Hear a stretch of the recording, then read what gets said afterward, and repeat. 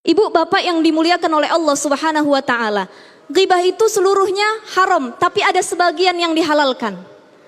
Dalam kitab Al-Azkar Imam An-Nawawi, seorang pakar hadis yang sangat masyhur dari mazhab Syafi'i, beliau menukil dari Imam Al-Ghazali mengatakan, "I'lam wa in kanat ghibah muharramatun fa innaha tubahun fi ahwalil maslahati."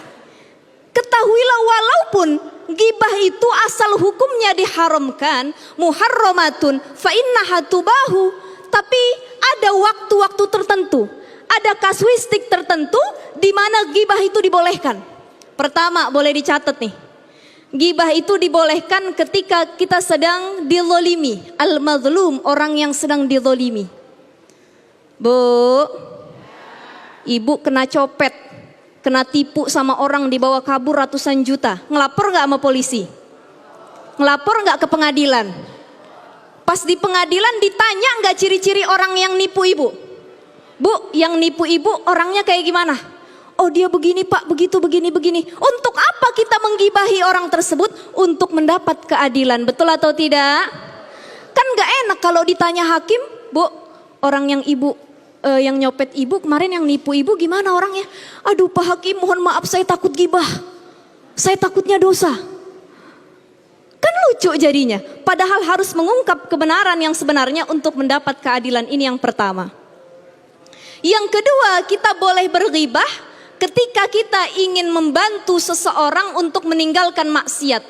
Punya teman, punya saudara, kerabat dekat, ataupun orang tua sedang larut dalam kemaksiatan, zina, hobi, khamr tiap malam, ngatain orang juga suka.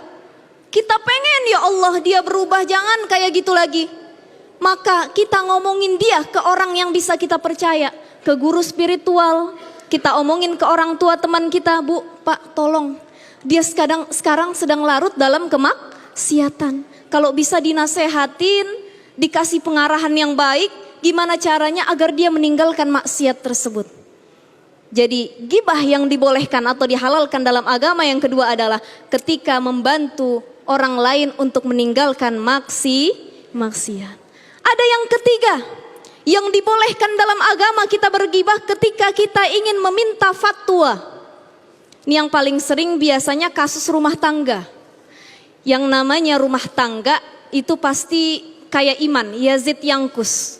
Kadang mesra, kadang berantem, betul nggak? Ada pengantin baru di sini? Pengantin lama semua ya. Rumah tangga itu kan nggak selalu indah, bu. Baru nikah panggilannya ayang beb, honey bunny sweetie. Di telepon nama suami namanya my love, itu baru nikah. Punya anak diganti, bukan my love lagi, ayahnya anak-anak. Nikah 10, 20, 30 tahun, bukan lagi ayahnya anak-anak, apa namanya? Si tukang onar. Jadi terkadang rumah tangga itu fluktuasi kayak iman. Kadang mesra, kadang juga ada percekcokan. Boleh nggak kita menggibah untuk mendapatkan solusi dalam permasalahan rumah tangga? Boleh.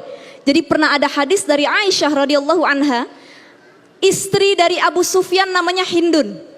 Dia datang kepada Rasulullah, wahai Rasulullah, saya ingin mengadukan sesuatu. Apa itu?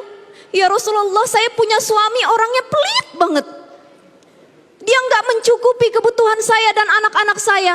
Karena dia pelit, saya suka ngambilin duitnya. Ya Rasulullah, gimana hukumnya? Orang sini ada yang begitu nggak? Enggak ustazah, cuman ngerapiin dompet suami. Kata Rasulullah, kalau memang benar suamimu seperti itu, ambillah secukupnya. Jangan terlalu banyak dan jangan terlalu sedikit, tapi secukupnya untuk memenuhi kebutuhanmu dan anak-anakmu. Jadi itulah ghibah yang dibolehkan. Tadi yang keberapa, bu? Yang ketiga. Yang keempat adalah ghibah yang diperbolehkan ketika kita menyatakan atau menginfokan sesuatu yang memang sesuatu itu buruk dan kalau tidak disampaikan akan menjadi kerusakan untuk umat. Dalam ilmu hadis ada namanya jarh wa ta'dil.